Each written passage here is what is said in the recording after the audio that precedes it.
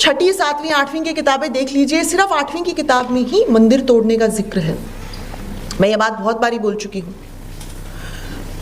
सिर्फ इसीलिए नहीं क्योंकि ये पक्का है कि एनसीईआरटी सिर्फ यही दिखाना चाहती है कि मुगलों और सुल्तानों ने मंदिर तोड़े, बल्कि इससे भी ज्यादा मेरी ग्रज ये है कि मैं जिसने 10 साल से टेम्पल डिस्ट्रक्शन पे रिसर्च की है, उसे पता है कि ये हिस्ट्री कितनी इनकम्प्लीट बता रहे हैं।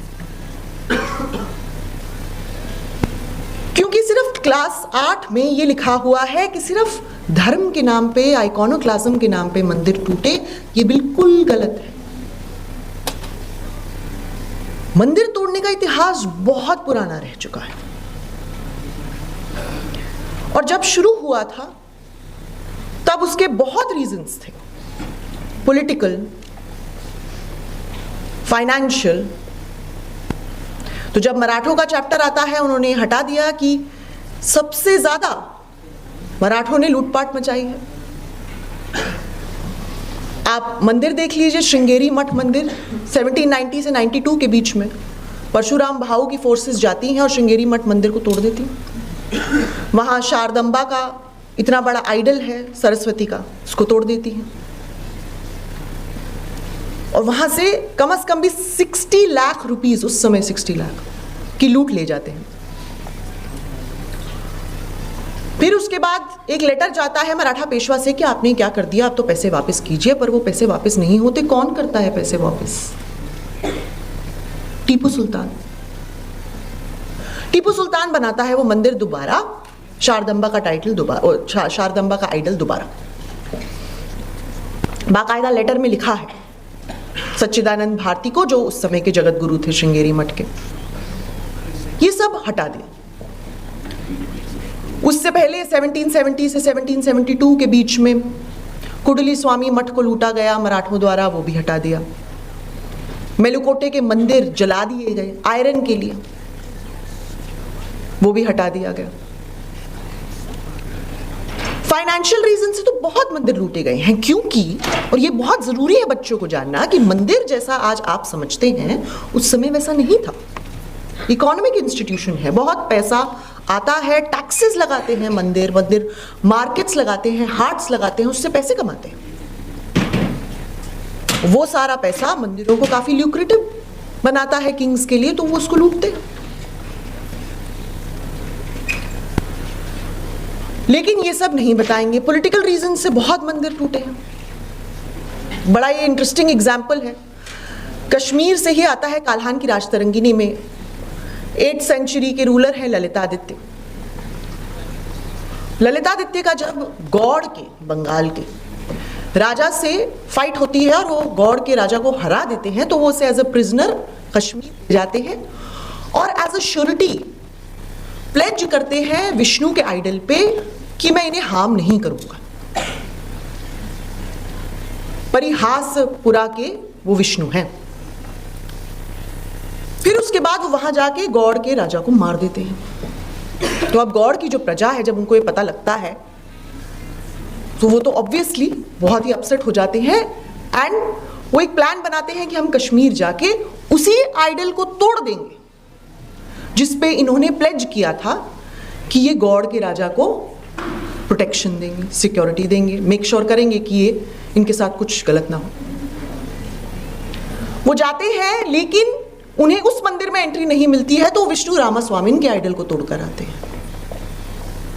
Purely political. गौड़ के राजा भी वैष्णविज्म में बिलीव करते हैं, ये राजा भी, इसमें कोई रिलीजियस नहीं है, प्योरली पॉलिटिकल।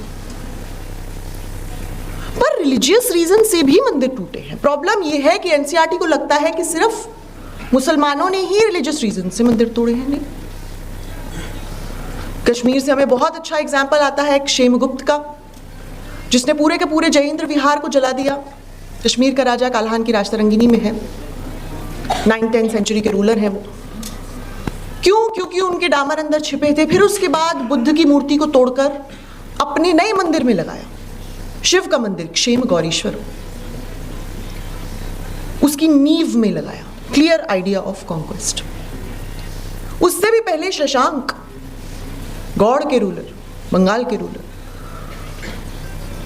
उन्होंने बुद्ध की मूर्ति तोड़ी, बोध गया को काट दिया।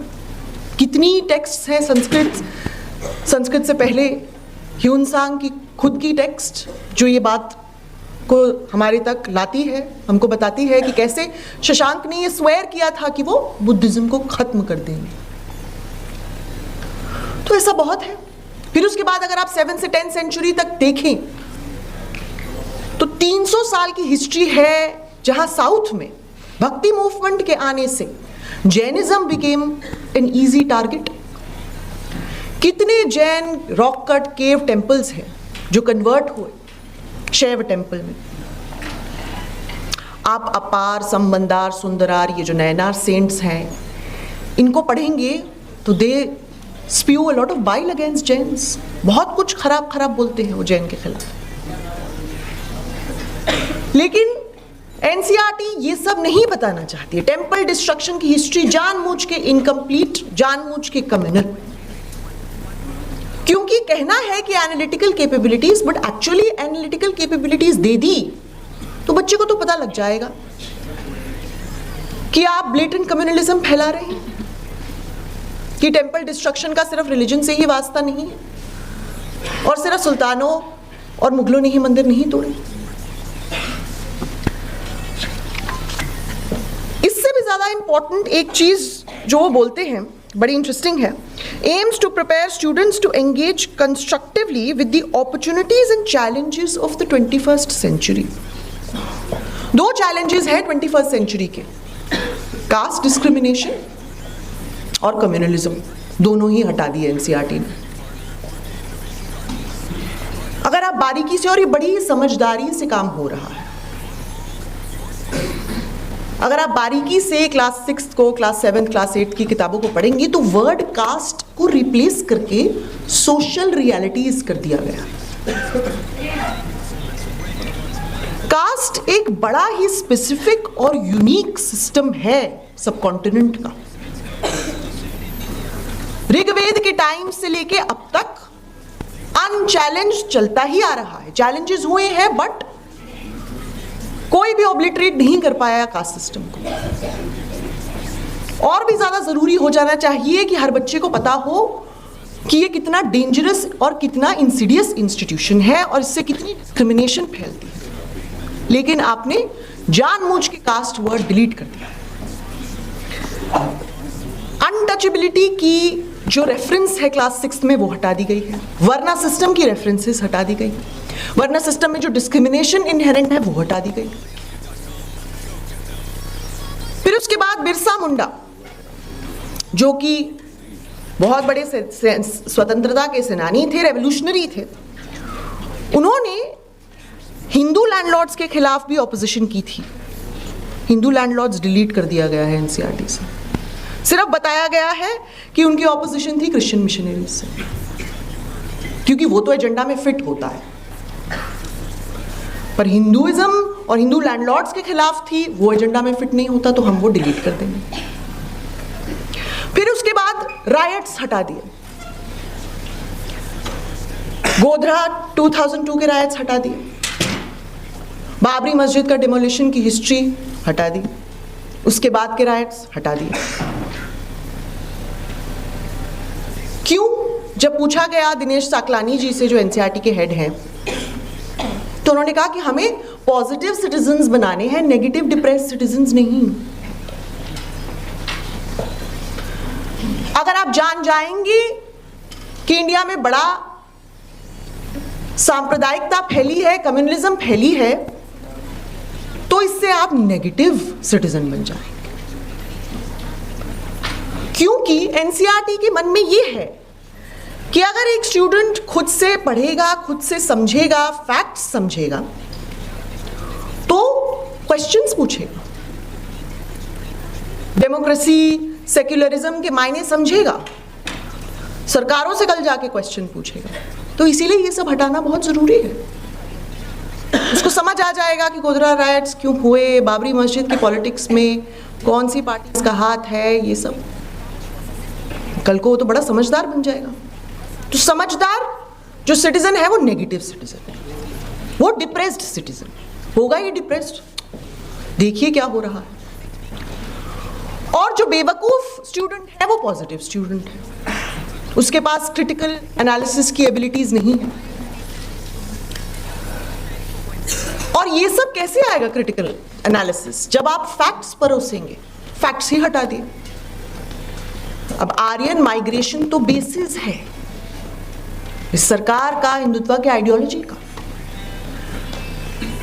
और ये बताना कि आर्यन माइग्रेट नहीं हुए, यहीं से बाहर गए, ये रिवर्स आर्यन माइग्रेशन को।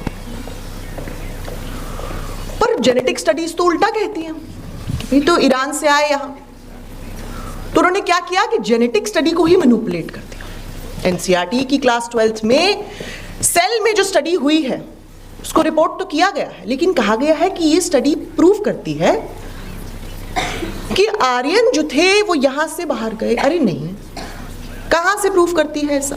कहीं नहीं लिखा उसमें ऐसा। सेल की स्टडी बड़ी सिंपल स्टडी है, हड़प्पन जीन को आइसोलेट करती है वो हड़प्पन स्केलेटल रिमेन्स से इंडस वैली के, और कहती है कि इसमें कोई आर्यन जीन नहीं है। क्यों होगा? क्योंकि वो हड़प्पन है तो नहीं होगा।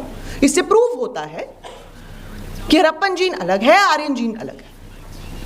जो दूसरी स्टडी है जो प्रूव कर देती है कि 1500 BC ऑनवर्ड्स आर्यंस यहां से आना शुरू हुए ईरान से, साइंस में, जो साइंस नाम के जर्नल में है, 150 साइंटिस्ट, आर्कियोजेनेटिसिस्ट, हिस्टोरियंस ने मिलकर लिखी है। वो कहती है कि जो सेकेंड मिलेनिया का सेकेंड हाफ है 1500 BC से हमें आर्यन जो जीन है वो मिलना शुरू हो जाता है। यहाँ पर से क्लियर हो जाता है कि उस समय ये लोग वहां से आ रहे हैं।